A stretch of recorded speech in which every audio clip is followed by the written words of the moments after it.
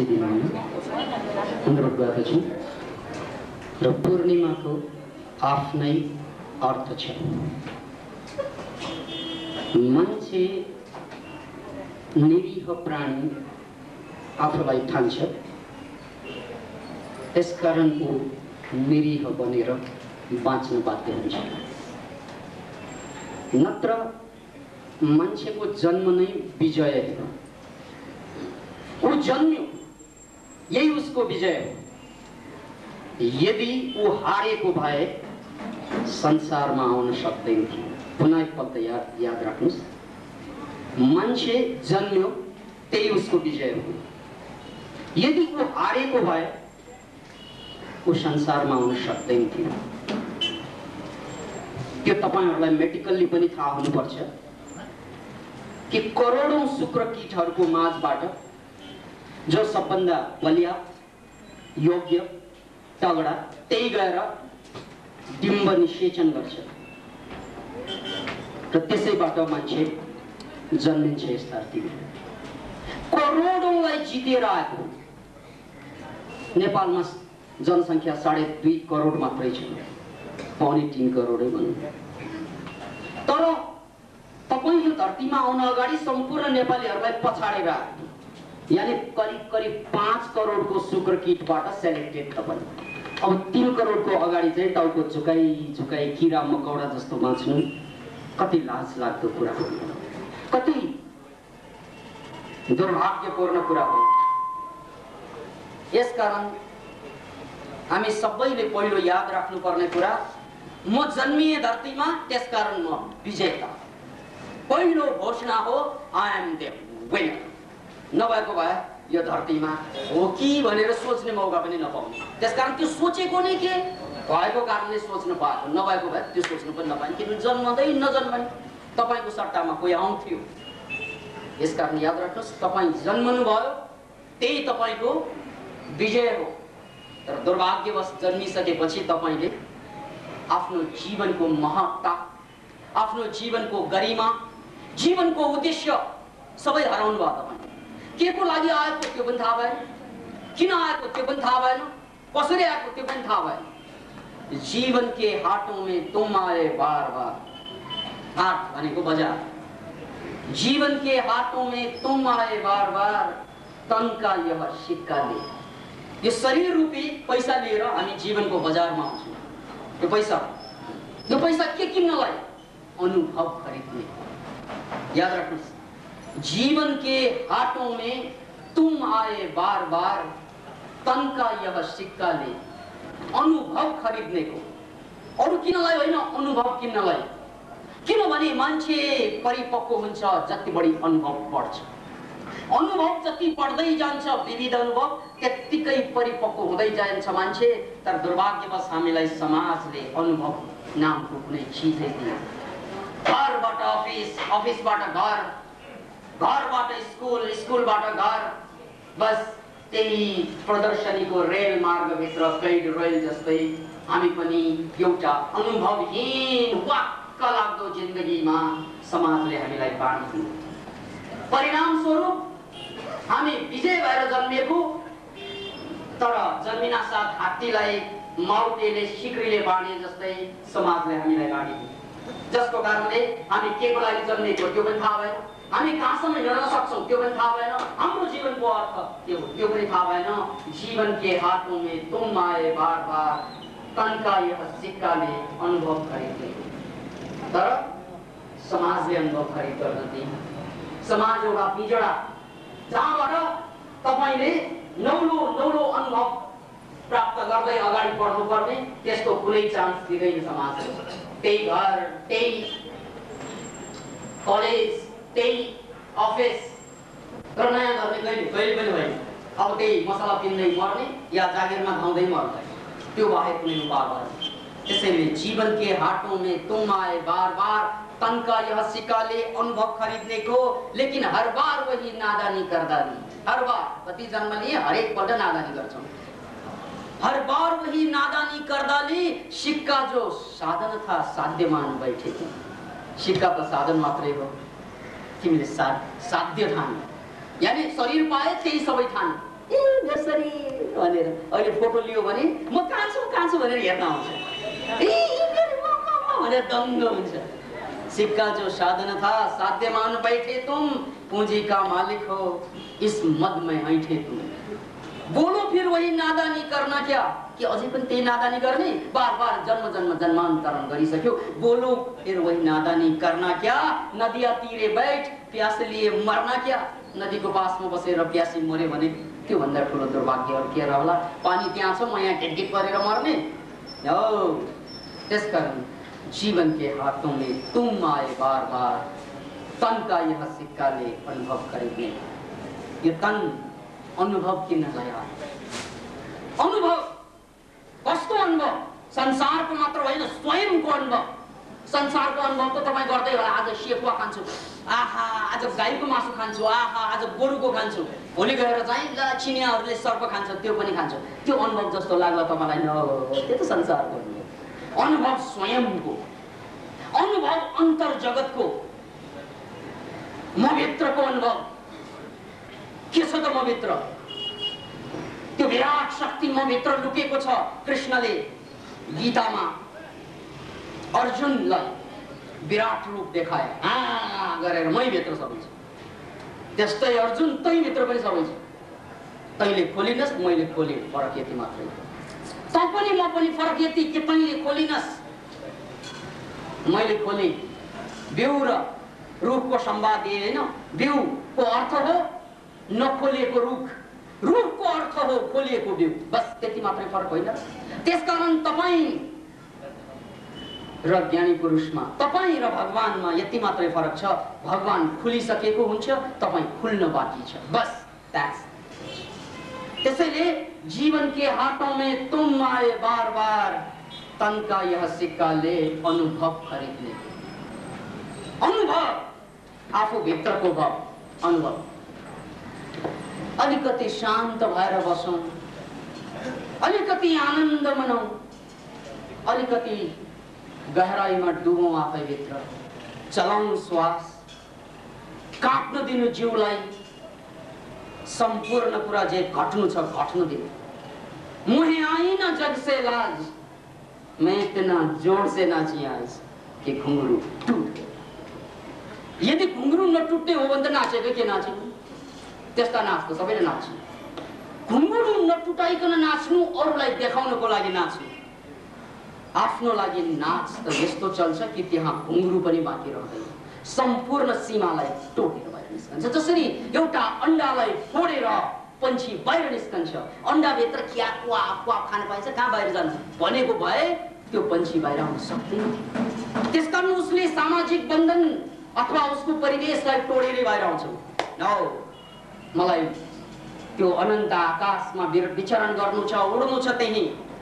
त्यसकारण मैले फोड्नु छ यो अण्डाको छिल्कालाई, त्यो फोडेर बाहिर आउँछ, बस। अनि उसले विराट आकाश पाउँछ। त्यस्तै हामीले पनि जीवनमा आइसकेपछि अनुभव गर्ने भनेको त्यही हो। आफू भित्र के छ, के ल्यायो मैले? म बिउ, यो भित्र के छ? कुन रूप छ यो भित्र? सुन्तला ल्याए कि, अथवा नासपाती ल्याए कि, अथवा स्याउ ल्याए कि, अथवा स्याउ ल्याए कि, के ल्याए मैले? तर ल्याए कि त्यो बिउको रूपमा। त्यसैले जिन्दगीको मकसद अन्तर यात्रा, आफूभित्र प्रवेश गरेर म भित्रको त्यो भगवानको दर्शन गर्न। जीवन बदला, दुनिया बदली, मन को अनोखा ज्ञान मिला। आज मुझे अपने ही दिल में एक नया इंसान मिला। पहुंचा हूं वहीं नहीं दूर जहां, भगवान भी मेरी निगाहों से। आज पुरानी राहों से कोई मुझे आवाज न दे। दर्द में डूबी गीत न दे, गम का सिसक्ता साज न दे। मलाई अब त्यो दुःखको कहानी नसुनाउनु जो आफ्नै हातबाट बनाइन्छ। मलाई त्यो दर्दको कहानी नसुनाउनु जो आफ्नै मूर्खताबाट बनाइन्छ। त्यसकारण जीवन बदला, दुनिया बदली, मन को अनोखा ज्ञान मिला। आज मुझे अपने ही दिल में एक नया इंसान। बस हामी जम्मै त्यही मान्छे। त्यसकारण हामी यो धरतीमा छौं त स्वयंको अनुभव पाउनको लागि। योगश्चित्त वृत्ति निरोध, यो भनेको सम्पूर्ण यो विचार, चित्त, तर्क, गणित, त्यसको निरोध। र त्यसपछि तपाईं सीधा सीधा पुग्नु हुनेछ कहाँ? तदास्तु स्वरूपे अवस्थानम। जब चित्त वृत्ति निरोध हुन्छ, द्रष्टु यानी म, यानी यो हेर्ने मान्छे स्वरूपमा, आफ्नै स्वरूपमा फर्कन्छ। र त्यो स्वरूप भनेको के? ईश्वर स्वरूप। यो स्वरूप नश्वर, आज छ भोलि रहँदैन। त्यो स्वरूप जुन हामीले आफूभित्र पाउँछौं, त्यो ईश्वर स्वरूप, त्यो सधैँ रहने स्वरूप, अजर अमर चेतना। बस सम्पूर्ण शास्त्रको यही सार हो कि आफूभित्र लुकेको त्यो देवतालाई जगाउनु। जसरी एउटा ढुङ्गालाई फोडेर कलाकारले मूर्तिलाई निकाल्छ, सुन्दर मूर्तिलाई, त्यस्तो कुनै ढुङ्गै छैन जसभित्र सुन्दर मूर्ति लुकेको हुँदैन। त्यस्तो कुनै मान्छे हुँदैन जसभित्र भगवान लुकेको हुँदैन, ईश्वर लुकेको हुँदैन। मात्र फरक यति कि कलाकारको हातमा परेको ढुङ्गा भाग्यमानी, ऊ राजी छ मलाई फोड, मलाई तोड, किन भन्नाले यो नचाहिने कुरा जोडेको कारणले मेरो सुन्दर मूर्ति विलय भएको छ। म ईश्वर थिएँ, हुन सक्छु, तर म ढुङ्गा भएर बसिरहेको छु। मात्र ढुङ्गा, जुङ्गै पलाएर के गर्ने? ढुङ्गा भएपछि म ढुङ्गा भइदिएँ, तर म भित्र छ त्यो सुन्दर मूर्ति। सबै भित्र कुन ढुङ्गा यस्तो छ धरतीमा जसमा मूर्ति हुँदैन सुन्दर? मात्र तोड्नु फोड्नु बाँकी छ। नचाहिने ढुङ्गाहरू हटाउनु बाँकी छ। बस हट्यो त्यो त तपाईँ स्वयं परमात्मा, तपाईँ स्वयं ज्ञानको स्वरूप। बस यही अनुभव लिनको लागि नै हामी यो संसारमा जन्मेको आएको, कि हामी सबैले आफ्नो यो नचाहिने ढुङ्गालाई तोड्न सकौं। र दुर्भाग्य, तोड्ने ध्यान कसैको छैन, जोड्ने खाली। अलिकति चाहिँ जग्गा जोड्ने, जमिन जोड्ने, सुन जोड्ने, साडी जोड्ने, दाढी जोड्ने, के जोड्ने।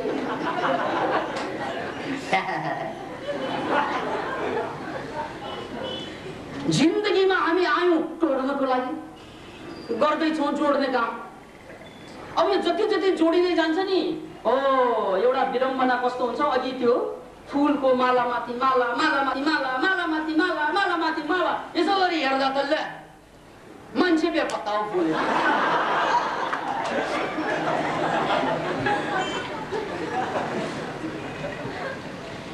यस्तै बेपत्ता भयौँ हामी।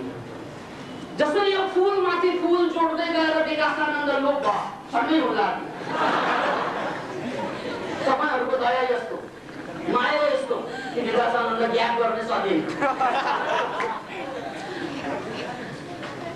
बस त्यस्तै हामीले पनि जीवनमा धेरै कुरा जोड्यौं।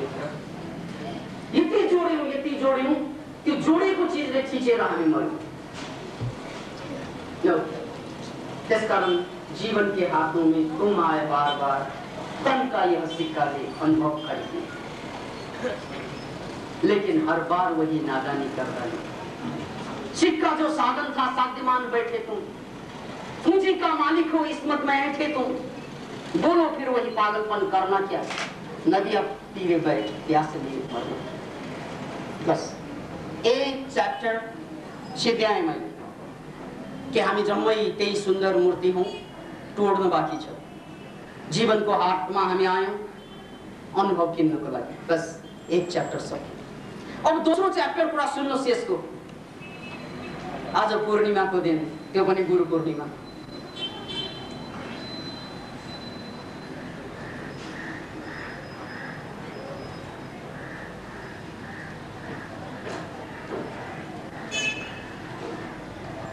रात र दिन, समय यस्तो पनि हुन्छ जहाँ आँखा जति खोले पनि उज्यालो पाइँदैन, त्यसलाई रात भनिन्छ। समय यस्तो पनि हुन्छ जहाँ आँखा जति खोले पनि उज्यालो पाइँदैन, त्यसलाई रात भनिन्छ। रातमा उज्यालो खोज्न बत्ती बाल्नु पर्छ। जोसँग बत्ती छ उसैका मात्रै उज्यालो हुन्छ रात। यो रातको कहानी हो। रात बडो स्वार्थी हुन्छ, किनभने जसले बत्ती बाल्न सक्छ उसको वरिपरि मात्रै उज्यालो हुन्छ रातमा। अब बत्ती बाल्न नसक्ने मान्छे, बत्ती नभएका मान्छेहरू अब के बर्बाद त उनीहरू नौ। समय यस्तो पनि आउँछ, रात ढल्छ, उज्यालो हुन्छ। त्यो बेला बत्ती चाहिँदैन, बिना बत्ती पनि उज्यालो हुन्छ, मात्र आँखा खोल्न काफी छ। त्यो बेला बत्ती चाहिँदैन, मात्र आँखा खोल्नु काफी हुन्छ। समय यस्तो पनि आउँछ, आँखा खोल्दै प्रकाश सित्तै पाउँछ। समय यस्तो आउँछ जहाँ लाख आँखा खोले पनि प्रकाश सित्तै पाउँदैन। जीवनको दुईवटा अवस्था। त्यसकारण अवस्थाको नाजुकता सबैभन्दा बुझ्नुपर्ने हामी जस्ता मान्छेले अवस्थाको नाजुकता, समयको नाजुकता। जहाँ समयले मान्छेलाई केही नभएको मान्छेलाई पनि उठाइदिन्छ, त्यो समय परिस्थिति परिवेश यस्तो बनिदिन्छ उसले जीवनमा उठे पनि होइन, केही पनि गर्न सकेन उसले। तर समय यस्तो थियो र त्यो समयमा ऊ ईश्वर बन्छ। रामायणको एउटा प्रसङ्ग त्यही हो। अहिल्या ढुङ्गा थिइन्, ढुङ्गै भएर बसिन् र एक दिन रामको पाउ पर्यो, ऊ मान्छे भयो। यो एउटा सिम्बल। यानी समय यस्तो पनि आउँछ जहाँ केही पनि गर्नु पर्दैन। अहिल्याले तपस्या गरेर बसेको होइन, अहिल्याले ध्यान गरेर बसेको होइन, अहिल्याले केही पनि गरेर बसेको होइन, त्यतिकै मात्र समयको इन्तजार थियो। राम आउनुभयो, छोइयो र ढुङ्गा बन्यो मान्छे। यो समयको कुरा हो। त्यस्तै पूर्णिमाको महत्त्व पनि यही समयसँग जोडिएको छ। जब आकाशमा चन्द्रमा सबभन्दा नजिक हुन्छ, त्यो बेला हाम्रो मस्तिष्क एकदम तरल हुन्छ। त्यसकारण जटिल से जटिल मान्छे पनि त्यो बेला सरल हुन्छ। बुद्धिवादी मान्छे पूर्णिमाको दिनमा, तर्क गर्ने मान्छे पूर्णिमाको दिनमा उसको तर्क धर्मराउन थाल्छ। किन भन्नाले उसलाई तानिरहेछ त्यहाँ आकाशको त्यो चन्द्रमाले, त्यो ग्रहले।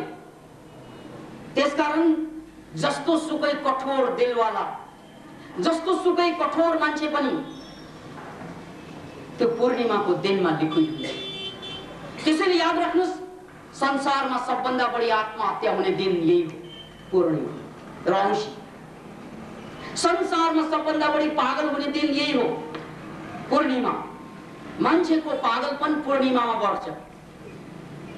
त्यसकारण एउटा इंग्लिशमा शब्द छ पागलहरूलाई भनिने शब्द, ल्युनाटिक। ल्युनाटिक भनेको पागल। तर ल्युनाटिक शब्द कसरी आयो त भन्नाले लुना भन्ने चाहिँ चन्द्रमालाई भनिन्छ। चन्द्रमालाई थुप्रै शब्द छन् अंग्रेजी भाषामा, त्यसमध्ये एउटा हो लुना।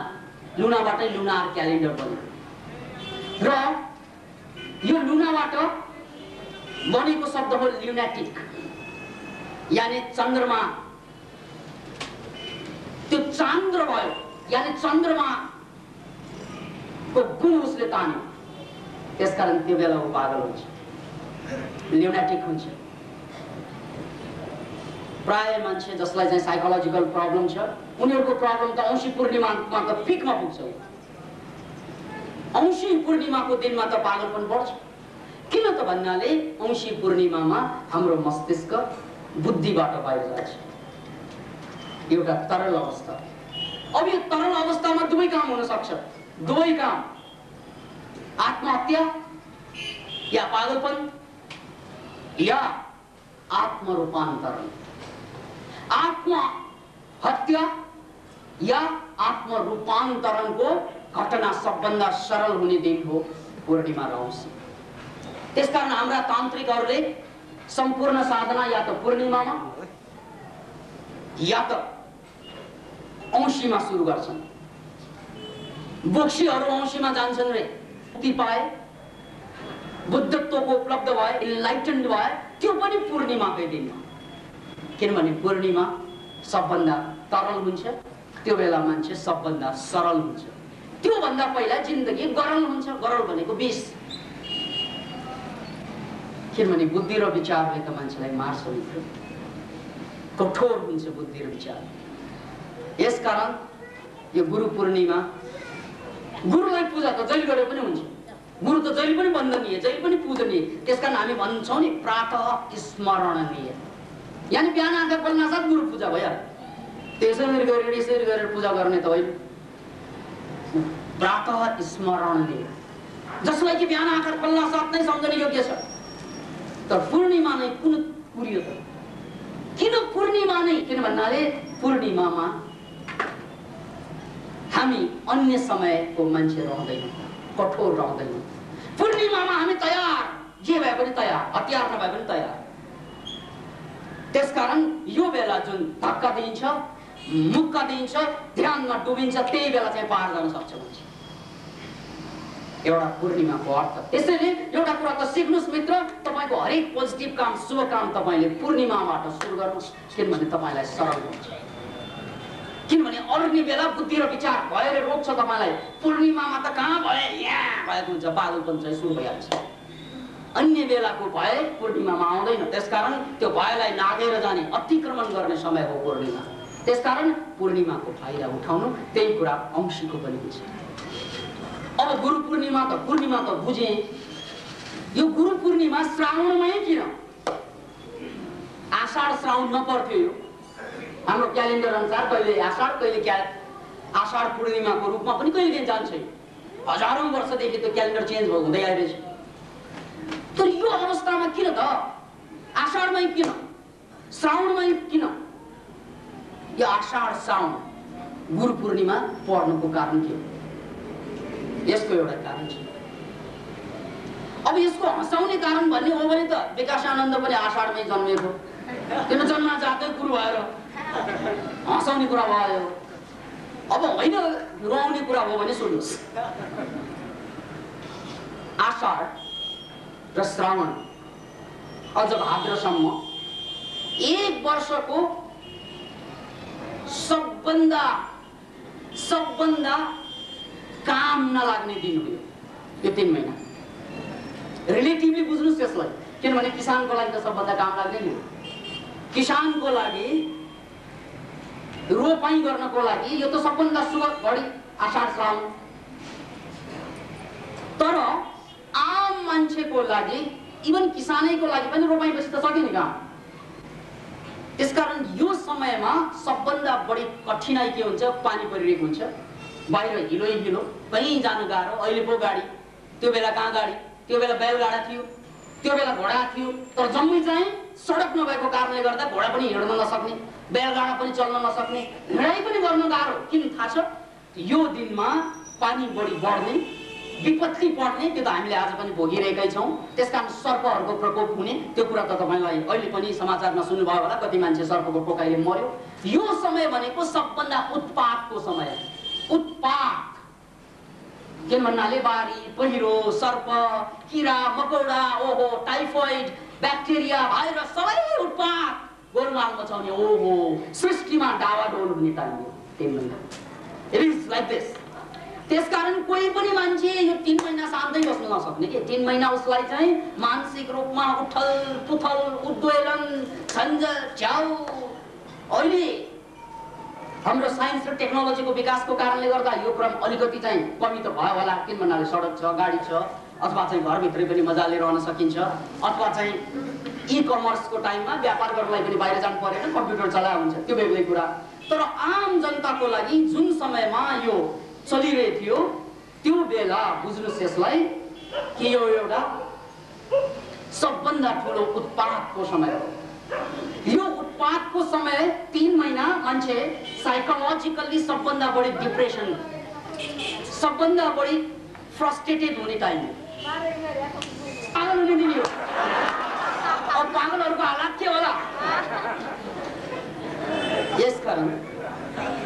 हेर्नुहोस् यसलाई, या आषाढ, यो श्रावण सबभन्दा बढी मान्छेले दुःख झेल्ने टाइम। त्यसकारण भगवान बुद्धले पनि यो दिनलाई वर्षावास भनेर, यही हो साधना गर्ने दिन। अन्य बेला त तपाईँ चाहिँ च्वाक कहाँ जान्छ, भ्वाक कहाँ जान्छ, यो बेला त गाह्रो त्यहाँ जानुपर्ने, अप्ठ्यारो। त्यसकारण अब संसारिक सबै त्यो चाहिँ नचाहिने चिन्ता झन्झट गर्नै नसक्ने टाइम। किसानहरू चाहिँ रोपाई गर्ने हो, अन्य मान्छे त फ्री गर्ने। के त यो 3 महिनालाई नकारात्मकताको उपयोग गर्ने। के गर्ने त भन्नाले साधना गर्ने। यो 3 महिना वर्षावास, 3 महिना यताउता जाने टाइम होइन। हिलो छ, पानी परिरहेको छ नेपालमा यो बेला त, त्यसमाथि सङ्कटकाल छ। ओहो, क्या जुरेको टाइम। एउटा त त्यतिकै प्रकृतिमा सङ्कट छ, त्यसमाथि हाम्रो राजनीतिमा पनि सङ्कट छ। सङ्कटै सङ्कट भएको यो अवस्था हाम्रो लागि सबभन्दा शुभ। किन भन्नाले यही बेला चाहिँ यसलाई चाहिँ इङ्ग्लिसमा ट्रान्जिसन पिरियड भनिन्छ। ट्रान्जिसन भनेको एउटा चिजबाट अर्को चिजमा आउनको लागि एउटा सङ्कटले शिखर चाहिँ छुन्छ। अब हेर्नुहोस्, यसपछि भाद्रसम्म यो चल्छ। भाद्रमा यो बिस्तारै ढल्किन्छ, अलिअलि बर्सात कम हुन्छ, फेरि मौसम सुन्दर सुन्दर हुन थाल्छ र बिस्तारै भाद्र लागेपछि आश्विनमा अनि मान्छेहरू फेरि चाहिँ शरद ऋतुमा मौसम सुन्दर हुन्छ, चारैतिर फुल फक्रिन थाल्छ, मन आनन्दित हुन थाल्छ, अनि फेरि मान्छे नाच्न सक्छ। त्यसकारण हामीले चाड मनाउँछौँ आश्विनमा, कार्तिकमा, मङ्सिरसम्म फेरि चाडै चाड। फेरि यात्रा चल्यो। ओहो, मङ्सिरमा त उत्सव मनाएर मात्रै पुगेन, बिहे पनि गर्ने र यो बेला अहिले बिहे गरेर के हुन्थ्यो होला। त्यसकारण यो गुरु पूर्णिमा यही आषाढ श्रावणतिर पर्नुको कारण पनि त्यही हो। र यो जसरी किसानहरूको लागि सबभन्दा उर्वर समय हो, किसानहरूको लागि सबभन्दा महत्त्वपूर्ण समय हो, त्यस्तै हामी पनि मानसिक रूपमा किसान बन्नुपर्छ। यो मेरो समय हो, यो मेरो रोपाईँको समय हो, ज्ञानको रोपाईँको, ध्यानको रोपाईँको, प्रेमको रोपाईँको, शान्तिको रोपाईँको। यदि यो समयमा मैले फाइदा लिन सकेन भने मेरो 9 महिना चौपट हुन्छ। अर्को 9 महिना जसरी मैले 3 महिना यहाँ किसानले मेहनत गर्छ यो समयमा, अनि बल्ल गएर कार्तिक मङ्सिरतिर चाहिँ धान बाली भित्राएर ऊ नाच्न सक्छ, हाँस्न सक्छ, अनि चाँडै चाड चलाउँछ उसले। त्यस्तै यो हामी जम्मै साधकहरूको लागि पनि यो एउटा रोपाईँको समय हो। यो यही समयमा तपाईँले 3 महिना यो रोप्ने आफूलाई, र यसरी तपाईँ डिप डाउनमा बिस्तार बिस्तार बिस्तार डेप्थमा पुग्दै जानुभयो भने यो 3 महिना यति सदुपयोग हुन्छ। प्रकृतिले साथ दिएछ, तपाईँलाई मौसमले साथ दिएछ। यो बेला त बाहिर पनि जाउँ जस्तो लाग्दैन, बसौँ जस्तो लाग्छ घरमा। र यो 3 महिनाको सदुपयोग भयो भने अनि बाँकी 9 महिना तपाईँको लागि द मोस्ट प्रेसियस। किनभने तपाईँमा ताकत आइसकेको हुन्छ, आनन्द आइसकेको हुन्छ, शान्ति छाइसकेको हुन्छ, तपाईँमा रोग हराइसकेको हुन्छ। तपाईँको 9 महिना अब काम गर्ने टाइम, 9 महिना काम गर्ने टाइम, 9 महिना लाग्ने टाइम। साधना 3 दिनमा त कम गर्ने हो, तर मेन साधना गर्ने यही 3 महिना।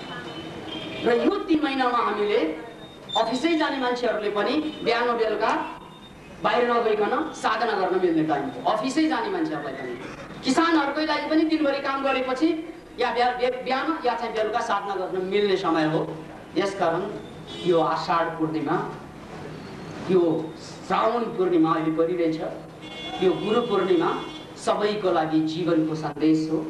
र यो समयमा हामी 3 महिना साधक बन्यौँ भने 9 महिना हामी त्यसको फसल काट्छौँ, नयाँ जिन्दगी सुरु गर्छौँ, त्यसको प्रेमपूर्ण आनन्दपूर्ण जिन्दगी सुरु गर्छौँ।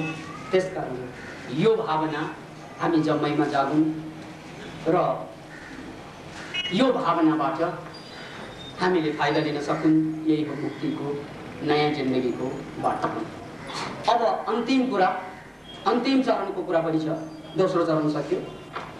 अब अन्तिम चरणको कुरा के त भन्नाले हामीले यो जुन कार्यक्रम आज यहाँहरूलाई भेटघाट गर्ने कार्यक्रम इनर सर्कलका साथीहरूले राख्नुभयो र त्यसमा हाम्रो मञ्चमा अरू मित्रहरू पनि आसिन्छन्।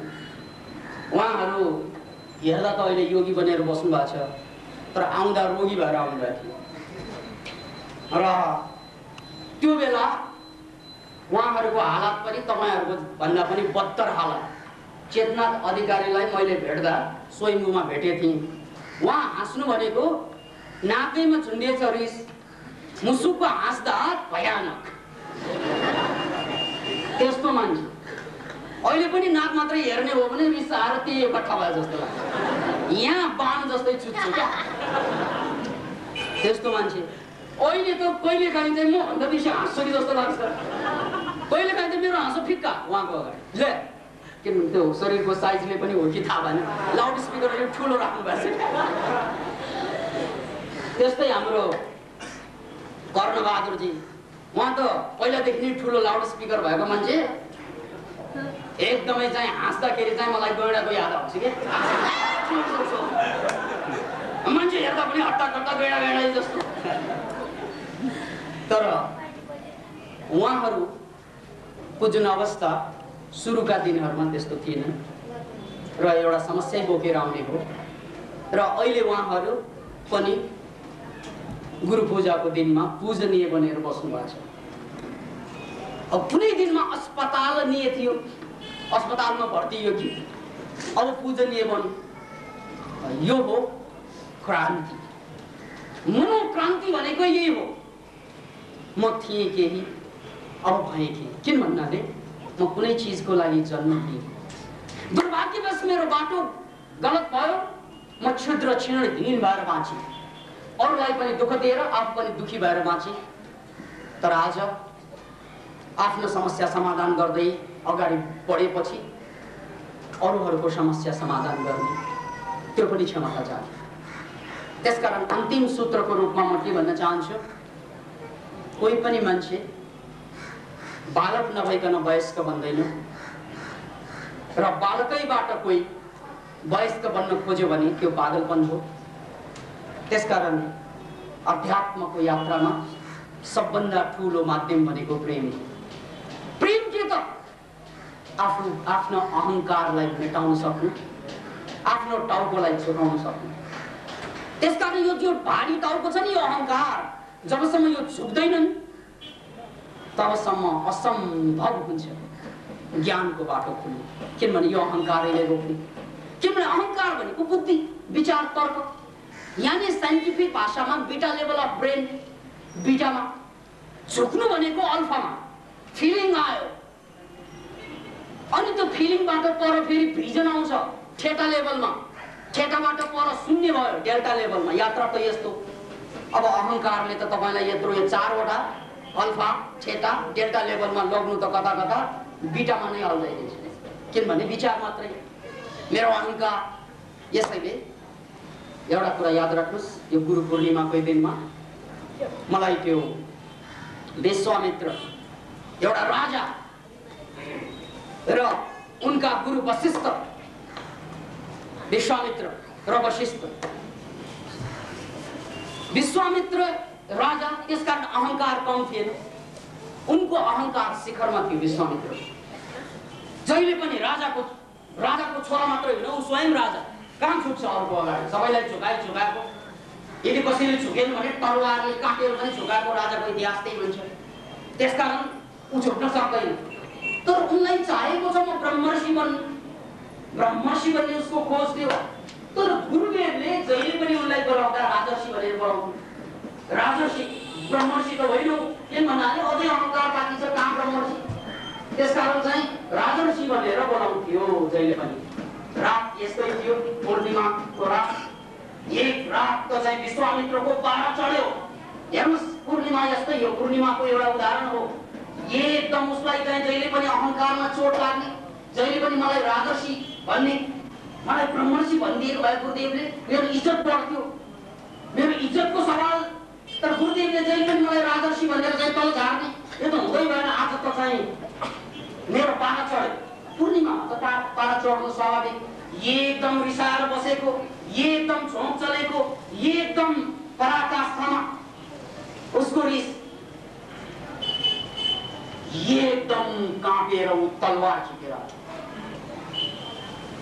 अनि त्यो तलवार लिएर आज त गुरुलाई काट्छु।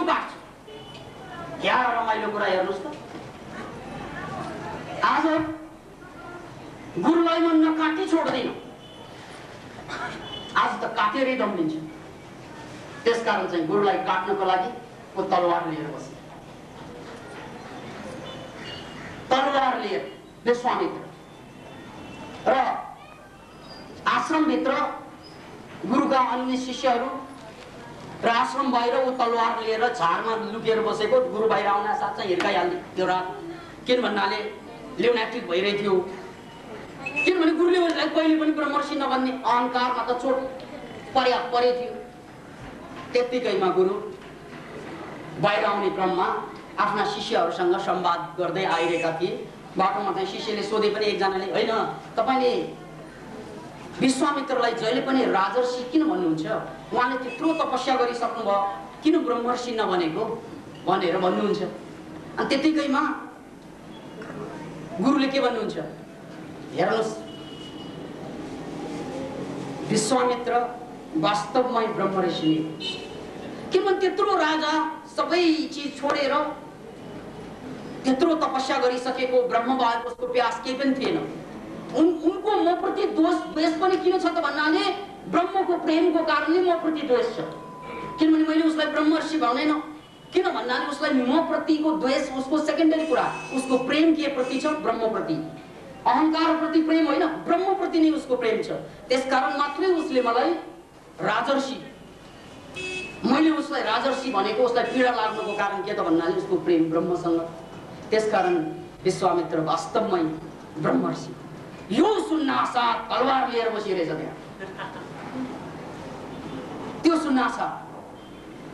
अनि उसको हातबाट काँप्छ, तलवार झर्छ, आँखाबाट आँसु बरबर झर्छ। ऊ दौडेर गुरुको चाहिँ खुट्टा समातेर साष्टाङ्ग दण्डवत भन्छ नि, साष्टाङ्ग भनेको 7वटा अष्टाङ्ग घोप्टो परेर ऊ चाहिँ गुरुको खुट्टा समाउँछ। र त्यति बेला गुरुले उसलाई उठाउँदै के भन्छ, ब्रह्मर्षि अब उठ। सही, दिस इज द पोइन्ट। किन भन्नाले त्यो बेला त ऊ कहिल्यै झुकेकै थिएन र जब अहंकार बाँकी थियो, अहंकारले राजालाई कहिल्यै झुक्न नदिने, कहिल्यै झुक्न नदिने।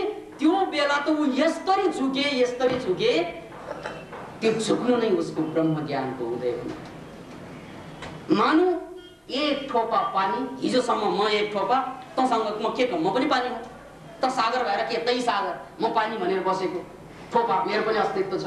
तर आज विलय भएछ, आज पूर्णतया विलय भएछ सागरमा, ऊ सागरै भएछ।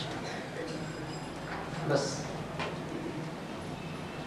यही हो गुरु पूर्णिमाको महिमा कि हामीले आफूभित्रका अहंकारलाई बिलाउनु दिनु।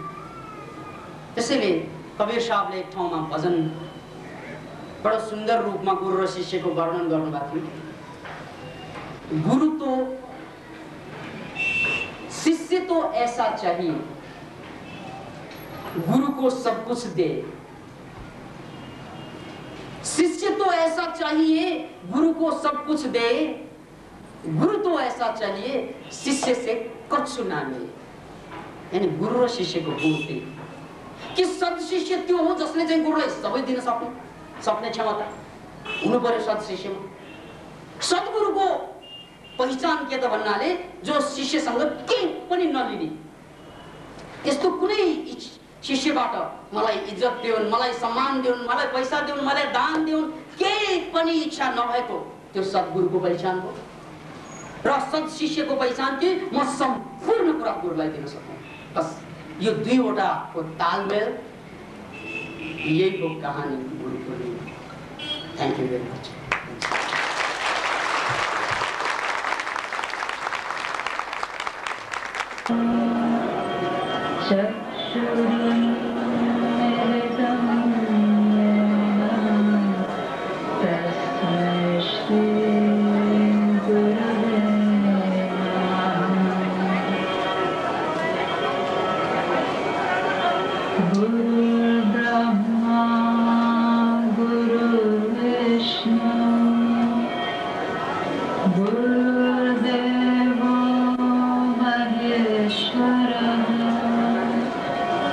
Guru Sakshat Parabrahma